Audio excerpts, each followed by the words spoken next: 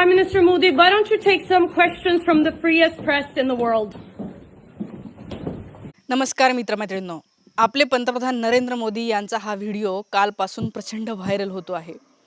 काय केलं होतं तर नॉर्वेमध्ये आपले पंतप्रधान असताना त्यांना एका पत्रकारांनी एक साधा प्रश्न विचारला की तुम्ही आमच्या प्रश्नांना उत्तर का नाही देत, तुम्ही आमच्या प्रश्नांना सामोरे का नाही जात. त्यावर तुम्ही बघा, मोदी साहेब त्या पत्रकाराच्या समोरून खाली मान घालून निघून जात आहेत. असं नाही आहे की रस्त्यावरच्या कोणीतरी एखाद्या पत्रकाराने असा आवाज देऊन त्यांना म्हटलं नाही. एकदम क्लोज एका हॉलमध्ये कार्यक्रम होता. काही निमंत्रित असलेलेच पत्रकार त्या ठिकाणी हजर होते. ह्याच पत्रकारांनी नॉर्वेच्या पंतप्रधानांना सुद्धा प्रश्न विचारले आणि तेच पत्रकार आपल्या पंतप्रधानांना सुद्धा प्रश्न विचारणार होते. मात्र साहेबांनी निघून जाणं पसंत केलं. खाली मान घालून अक्षरशः निघून गेले. एखादी समजदार व्यक्ती असती तर म्हटली असती की काय प्रश्न आहेत तुमचे, ठीक आहे विचारा. जे काय उत्तर असतील ते दिली असती, द्यायला पाहिजे होते. तुम्ही काही साध्यासुध्या पोस्टवर नाही आहात. तुम्ही देशाचे प्रधानमंत्री आहात, एका जबाबदारीच्या पदावर आहात. सगळ्या देशभराच्या जनतेच्या टॅक्सच्या पैशातून तुम्हाला पगार जातो. तुमचं सगळं शान शौक फिरणं वगैरे होतं. त्यामुळे तुम्ही जबाबदारीने प्रश्नांची उत्तरं देणं गरजेचं होतं. पण साहेबांनी उत्तरं दिले नाही आणि त्यामुळे जगभरामध्ये हा व्हिडिओ व्हायरल झाला. लोकांनी म्हणलं की बघा, अरे असं कसं करू शकतो एखादा प्रधानमंत्री. काही लोकांना इंदिरा गांधी आठवायला लागल्या, कारण की याच्या आधी इंदिरा गांधी 40 वर्षापूर्वी नॉर्वेला गेल्या होत्या आणि त्या ठिकाणी त्यांनी प्रेस कॉन्फरन्समध्ये पत्रकारांच्या प्रश्नांना उत्तरं दिली होती त्या नॉर्वेच्या. त्याच्यानंतर आता नरेंद्र मोदी गेलेले आहेत. इतक्या काळात कुणीही गेलं नाही नॉर्वेला. यांनी मात्र वेगळं केलं, ते म्हणजे प्रश्नांची उत्तरं दिलीच नाहीत आणि त्यामुळे ते व्हिडिओ प्रचंड व्हायरल झाला. लोक प्रश्न विचारायला लागले आणि आज असं झालं की विदेश मंत्रालयाला येऊन सारवासारव करावं लागली. याच्या आधी असं झालं नव्हतं की विदेश मंत्री येऊन प्रेस कॉन्फरन्स घेत आहेत आणि उत्तरं देत आहेत. पण पंतप्रधानांनी उत्तर नाही दिलं, खाली मान घालून निघून दिले, एखादा शब्दसुद्धा बोलले नाही. म्हणून जी नाचक्की झाली त्याच्यामुळे पाठवलं असेल त्यांनी की बाबा जा, तुम्ही तरी जाऊन काहीतरी बोला. विदेश मंत्रालयातले हे अधिकारी आले आणि त्यांनासुद्धा तीच पत्रकार, हे लिलिंग नावाची, ती त्यांना प्रश्न विचारते. एक तर ती म्हणली की डायरेक्ट मला ऑनेस्ट आणि थेट उत्तर द्या आणि इकडचं तिकडचं बोलू नका, फक्त उत्तर द्या. त्याच्यावर तिने प्रश्न विचारला की तुम्ही तुमच्या देशामध्ये ह्युमन राईट्स व्हायोलेशन थांबवणार आहात का? तुम्ही तुमच्या देशामध्ये प्रेसला सामोरे जाणार आहात का? तुमचे पंतप्रधान जाणार आहेत का? एवढा डायरेक्ट प्रश्न होता की तुमचे पंतप्रधान या प्रेसला सामोरे जातील का, भारतातल्या प्रेसला. त्याच्यावर आता तुम्ही प्रेस कॉन्फरन्स द्यायला आले होते की नाही, त्याच्यावर सरळ उत्तर द्यायला पाहिजे होतं की हो ठीक आहे, आम्ही प्लॅन करतोय, आम्ही देऊ उत्तरं, दिले पाहिजे. असं तसं नाही. त्या माणसानी सगळं, भारत कसा सांस्कृतिक वैविध्य आहे, आमचं कसं मायथॉलॉजी भारी आहे, योगा कसा आलेला आहे, एवढी मोठी जनता आहे, किती छान सुखाने नांदत आहे, काय काय सगळा भारताचा इतिहास, भूगोल सगळं सांगितलं. आम्हाचं एवढं मोठं संविधान आहे, संविधानामध्ये असे अधिकार आहे. अरे प्रत्येकच देशाच्या रूल बुकमध्ये चांगलेच नियम असतात, तुम्ही फॉलो करता का, हा प्रश्न आहे ना. तर इकडचे तिकडचे उत्तरं दिले. ती म्हणली की मला थेट प्रश्नाचं उत्तर हवं आहे, तुम्ही हे काय इकडच्या तिकडच्या बाजार गप्पा सांगताय. त्याच्यावर ते म्हणले, मग ते भडकले एकदम. लोक कोर्टमध्ये जाऊ शकतात जर काय झालं तर म्हणे. ते म्हणले की तुम्हाला काय वाटतं, ते प्रेसला सामोरे नाही जात? बघा एवढे मोठे न्यूज चॅनल आहे, कितीतरी न्यूज चॅनल आहे देशामध्ये. अरे एखाद्या देशात न्यूज चॅनल असणं म्हणजे प्रेस फ्रीडम असतो का? काही लोक म्हणतील तू तर बोलते ना, आम्ही कुठल्या रिस्कवर बोलतोय, आम्ही बोलल्याच्या नंतर आमच्यावर FIR होते. याला प्रेस फ्रीडम म्हणत नाही. फ्रीडम तेव्हा म्हणतात की तुम्ही काही बोलले तरी तुमच्यावर कारवाई नाही होणार. काहीही म्हणजे प्रश्न विचारणं जबाबदारीने, काही म्हणजे उगीच नसतं काही बोलायचं.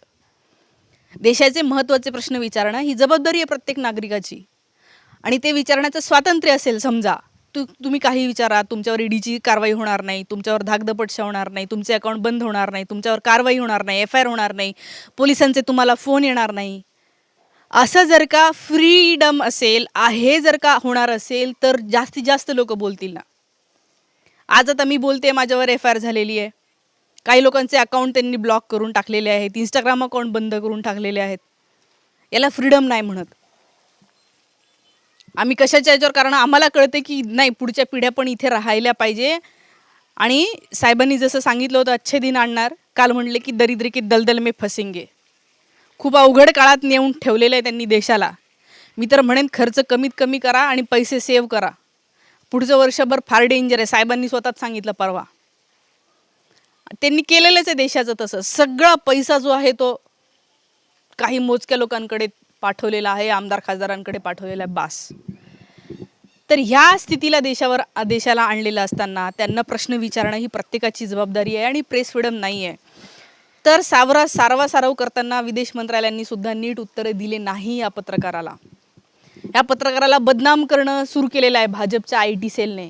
त्यांचे जे भक्त आहेत भाजपचे, तिचं कॅरेक्टर कसं वाईट आहे, तिचे कसे छोटे छोटे कपड्यातले फोटो वगैरे व्हायरल करायला, बघा ही अशी आहे तशी आहे. अरे ती कशी आहे, ती काय करते, तुम्हाला काय घेणं आहे. तिने जो प्रश्न विचारला तो बरोबर आहे का चूक हे बघा ना फक्त. तर तिने ते विचारलं आणि त्याच्यानंतरही सगळं उघडं पडलेलं आहे. फार वाईट वाटतं. जगभरामध्ये अशी जाते, चर्चा होते याची. प्रेस फ्रीडममध्ये नॉर्वे ज्या देशामध्ये प्रधानमंत्री होते ना, 1 नंबरला आहे. म्हणजे त्या ठिकाणी कुणी काहीही प्रश्न विचारू शकतं. म्हणजे आपले प्रधानमंत्री होते आणि नॉर्वेचे प्रधानमंत्री होते, दोघं जण सोबत होते. आपले प्रधानमंत्री खालीमान घालून निघून गेले, प्रश्नाची उत्तरं दिले नाही.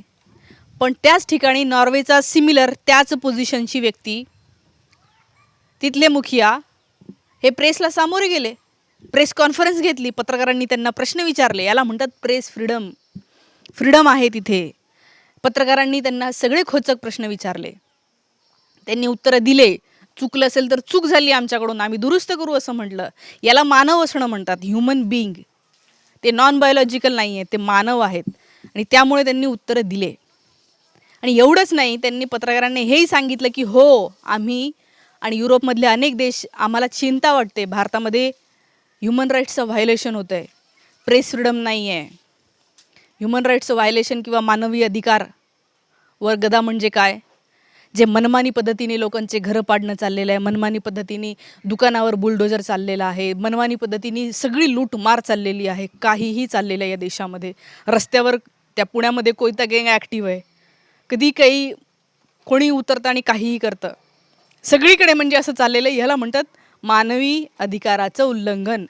मानवाला मोकळेपणाने फिरताच येत नाही, ह्याला म्हणतात मानवी हक्क नसणं. त्याच्याबद्दल नॉर्वेला चिंता आहे, ह्या आपल्या बाब्याला नाही आहे. आणि सगळ्यात महत्त्वाची गोष्ट म्हणजे या देशातले जे भाजपला सपोर्ट करणारे आहेत त्यांनाही याच्याबद्दल काहीच वाटत नाही. इतिहास जेव्हा लिहिला जाईल ना, तेव्हा हे लिहिलं जाईल की कसा ह्या देशातला मोठ्या प्रमाणावर जनसमुदाय प्रश्नच विचारायचं विसरून गेला होता, अंधभक्त बनला होता. आणि म्हणून हा देश परत इथे आला. असा इतिहास आपल्याला हवा आहे का? परत आपल्याला मागे जायचं आहे का? मागे गेलेले आहेत देश. अफगाणिस्तानसारखा अत्यंत प्रगतिशील, प्रगती करत असलेला देश एकदम मागे गेला का? धर्म डोक्यात गेला त्यांच्या. धर्म धर्म धर्म नुसतं. आता बुरख्यात आणल्या बायका त्यांनी. आपल्याकडे धर्म डोक्यात जाऊ द्या. बघा आता सगळं हे जे काय आहे ते मागे नेणं चाललेलं आहे. आणि त्यामुळे याच्यासाठी आपण बोलत राहिलं पाहिजे. मी तर म्हणेन माझे जे काही फेसबुक इंस्टाग्राम अकाउंट आहे तिथे जाऊन फॉलो करून ठेवा. व्हिडिओला कमेंट करत राहा, लाईक करत राहा, शेअर करत राहा. त्यांनी जास्तीत जास्त लोकांपर्यंत तो पोहोचतो. तर या सगळ्या गोष्टींबद्दलच्या तुमच्या प्रतिक्रियासुद्धा मित्रमैत्रिणींनो कमेंटमध्ये मला येऊ द्या. प्रेस फ्रीडम इंडेक्समध्ये भारताचा क्रमांक 157 वर आहे. 180 देशात 157 नंबर आहे आपला. 1 नंबरला आहे नॉर्वे, जिथे हा माणूस गेला होता. ही परिस्थिती आहे. पॅलेस्टाईन, क्युबा आणि हे सगळे जे काही मागासलेले देश आहेत त्याच्या लाईनीत भारत आहे सध्या. हे आपल्याला नको आहे. आपल्याला पुढे न्यायचं आहे देशाला. म्हणून बोलत राहूया. थांबते. Thank you so much. Hi, my name is Hella. I'm come from the Norwegian newspaper Dagsavisen. I am wondering, as we strengthen our partnership, why should we trust you? Can you promise that you will try to stop the human rights violations that goes on in your country? And also, will the Prime Minister start taking critical questions from the Indian press at some point in the future? And also, if possible, I would like you to answer straight away. Okay. Right now. Like No, now. please. We have a question there. But I might also have follow-up. Correct. Okay. Let me give a background of what India is.